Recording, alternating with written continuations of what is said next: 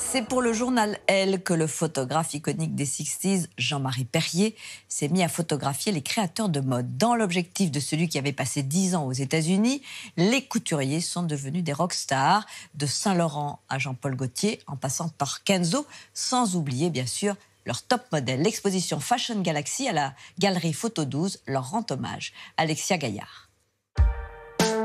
Jean-Marie Perrier est mondialement connu pour ses photos des 60s, les années yéyé en France qu'il a passées aux côtés de Françoise Hardy.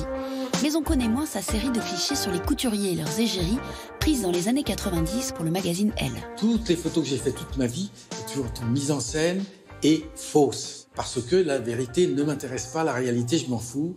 Moi, je veux faire du spectacle. Donc, mon métier, c'est de prendre des gens, de les mettre en valeur, en racontant des histoires.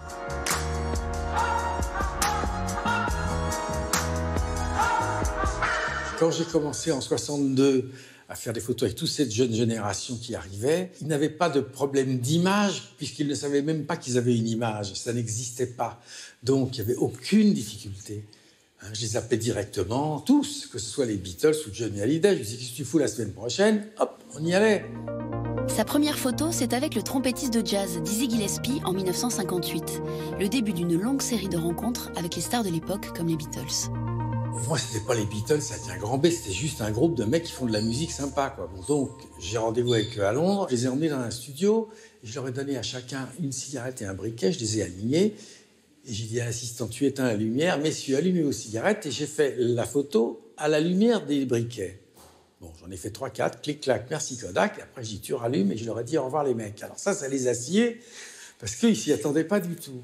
C'était quand même très gonflé, parce que je ne savais pas du tout s'il y aurait quelque chose sur la pellicule, moi. Parce que non, je l'ai vu 3 jours plus tard. Là, je me suis dit, oh, dis donc, t'as de la chance, ça a marché. En 1974, il arrête la photo et se lance dans la réalisation et la publicité. Dans les années 90, alors que la mode est à son apogée, il est rattrapé par ses premières amours. Je vivais à Los Angeles et ma sœur Anne-Marie dirigeait Elle. Elle m'a appelé un jour, elle me dit, qu'est-ce que tu fais là-bas? Redeviens photographe, j'ai un journal. Alors, comme c'était un enchantement pour moi de travailler avec elle, je suis rentré tout de suite. Et c'est grâce à elle que je me suis retrouvé dans cet univers-là qui, au départ, n'était pas le mien du tout. Hein, moi, j'étais beaucoup plus du côté des musiciens, du rock, du jazz. Il n'y a que Saint-Laurent que je connaissais très bien. Voilà, mais de l'époque où il faisait des smokings pour Françoise Hardy. Yves Saint-Laurent, Jean-Paul Gaultier, Gianni Versace, tous les créateurs de l'époque vont poser pour lui. Les années 90, c'est la dernière période où ils pouvaient vraiment agir comme des artistes. Aujourd'hui, c'est devenu très important, la mode. C'est un énorme marché mondial, très important pour la France. Donc, ils ont moins de liberté, peut-être. Pas pour faire des défilés. Karl, il fait ce qu'il veut.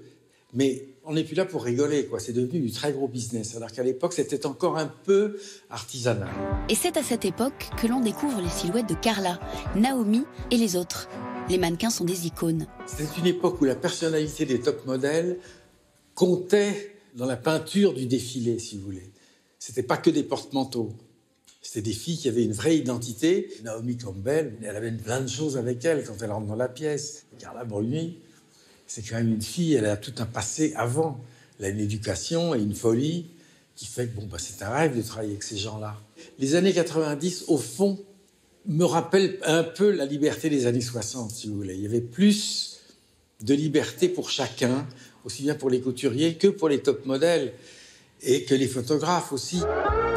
Une liberté qui s'exprime dans ses mises en scène à cette époque-là. Jean-Marie Perrier nous raconte les coulisses de ses rencontres avec 3 stars de la mode. Gaultier, c'est un personnage extrêmement gai, extrêmement drôle, avec plein d'humour. Et on était en train de déjeuner et tout à coup on parle du pape, parce que le pape avait 2 ans avant interdit la contraception aux Africains, on trouvait ça honteux. Il dit, mais ici on faisait une photo en pape. Et boum, voilà, on a fait la photo en pape. Alors il a le petit truc rouge là pour... Bon, là ça se passe comme ça. La photo de Vivienne Westwood, là, c'est elle qui m'a surpris. Parce que moi, on m'avait dit, on va faire une photo à Londres, dans un musée, et j'ai une robe genre Marie-Antoinette. Là, voilà, elle m'avait montré le truc, très bien. Donc j'arrive, elle s'installe, je fais les photos, et elle me dit, attendez, parce que mon fiancé va nous rejoindre. Et le mec rentre à poil. Donc, je dis, ah ouais, d'accord, très bien, parfait. Je dis, en fait, c'est idéal, c'est elle qui a eu du talent, là. Hein? Alors moi, j'ai plus qu'à appuyer. Et Saint-Laurent, les photos que j'ai faites de lui, c'est pratiquement les dernières. Et j'avais fait comme un rideau de théâtre en studio pour qu'il apparaisse derrière. Comme ça, je voulais donner l'impression qu'il nous disait adieu, quoi, parce qu'on voyait bien qu'il allait partir.